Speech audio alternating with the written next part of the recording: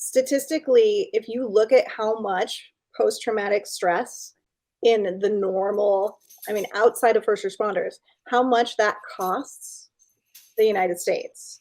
I believe, and I might get this wrong, it was either 381 million or 381 billion. Whatever it was, the number was absolutely astonishing. Yeah, either one's a lot. And that's not including the cost of lost functionality and, you know, lost productivity and all of those kind of concepts. So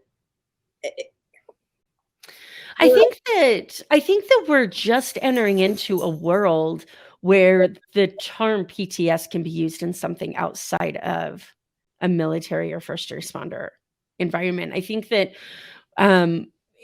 before it was something that was only used to describe people who had been in combat or had been on the front lines of something, forgetting that we all respond to things differently and that it's like this human response.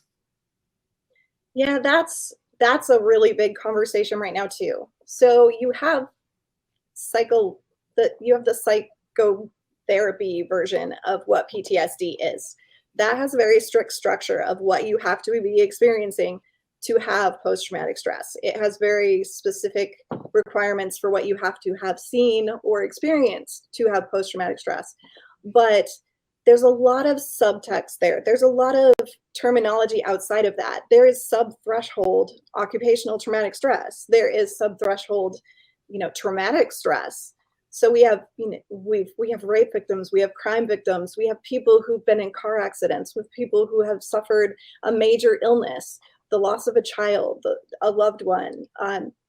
Trauma is so personal and so relative to our nervous system and our brain that I mean, for one person, losing a job might be traumatic stress enough to trigger symptoms that are detrimental. So I think we need to talk, as you say, I think we need to broaden the conversation outside of the psychotherapy diagnostic to what we all struggle with, some level of traumatic reactivity, for lack of a better word.